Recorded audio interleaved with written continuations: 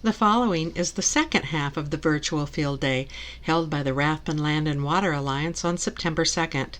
Once again, we invite you to like today's video for a chance to win a door prize. Again, and thanks for joining us for our virtual field day today.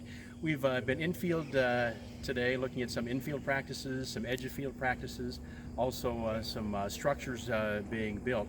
Here's an area though that maybe you don't think a lot about when it comes to conservation and keeping that soil in place, and that's anhydrous application. Now over the next couple of minutes we're going to see three different machines. We're going to see a traditional machine, which is your case machine here, and you're going to see one that maybe is a little bit modified to help hold that soil in place, and then we're going to look at one that's kind of on the cutting edge, and that's the one that you can put that anhydrous on.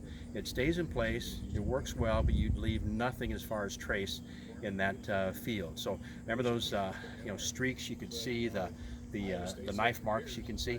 This disappears with this, and so you talk about starting out with conservation in mind and keeping that soil in place and sealing these things down. This is what we're going to be looking at. Hey, once again we're continuing our Clean Water Wednesday, and we're looking at a low disturbance nitrogen application system. Scott Bell, tell me your name. Scott Bell. Scott Bell, and what do you do here with AgriLand FS? I'm a location manager. All right, we have another guy here, Kurt Fry. Kurt, what do you do with these folks here? I'm assistant manager, outside lead. Okay, we're going to talk about what we would consider maybe a normal type nitrogen applicator, and then graduate that back to these low disturbance nitrogen applicators. Okay, so we've got a case sitting in front of us here, which Scott, kind of describe it to us. Just kind of look over our shoulder and tell us what we're looking at. This bar is based off of a design from the 60s. You've got a basic knife that goes into the ground. You've got basic sealers that throw dirt back over the furrow. They're designed to go 6 to 8 miles an hour over the dirt.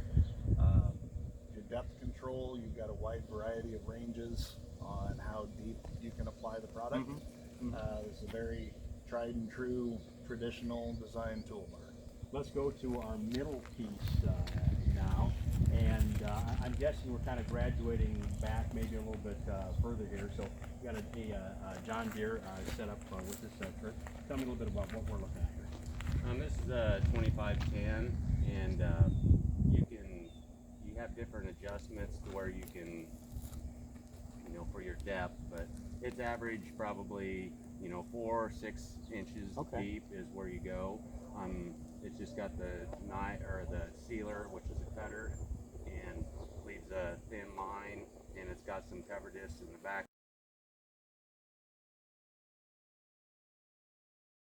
That might do a slice in the ground, and it looks like you've got maybe a nitrogen knife that comes right in behind that disc. And I'm going to guess that once you roll over across there, you're probably not going to leave much behind for looking at it. No, you're not. You can't see where you've been without a map. You about have to have the mapping system to know where you've been, because you can't see it at all, really.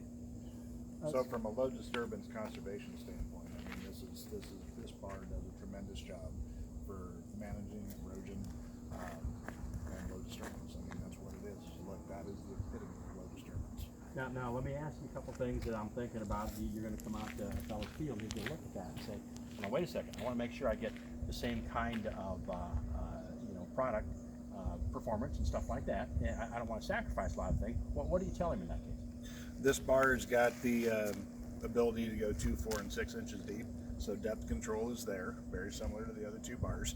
The individual rows on this bar allow you to have individual coverage, and the tracks keep it on the ground. So like this bar, you may come up out of the ground, you may have a deeper furrow in one spot. This one's going to be even clear across the board. Now, does it take longer to put it down? I'm guessing you have to slow down a little bit. I think all three of these bars you're going to be able to run about the same speed. No kidding. Yes. And as far as what that ground looks like, do you have to do anything special to that ground beforehand? Get trash out of the way, stuff like that? Not exactly. This bar is very, very moisture sensitive. The low disturbance bar, you cannot run it in moist conditions. The Deere bar, you can run in a little bit more moist environment. The conventional bar, it's a lot more forgiving as far as moisture and being able to run in wetter conditions. conditions. Customer uptake been okay? I mean, the guys that have used it, have they liked it? To my knowledge, on the Synergy bar, yeah, the people who have owned it have liked it. Yeah. The downside of it with the moisture has been an issue. Yeah. The John Deere bar and the traditional bar, people are very happy with them. But the payoff in conservation and things like that are probably what we're talking about. And we're talking Clean Water Wednesday here again, guys, with the folks in Humiston. Bob Quinn here on The Big Show.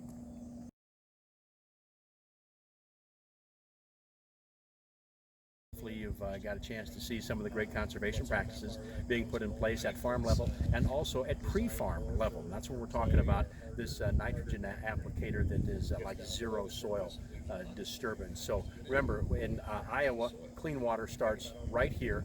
Wherever you are, that's where clean water starts. Thanks for watching the Rathbun Land and Water Alliance's Virtual Field Day. Remember to like today's video for a chance to win a door prize.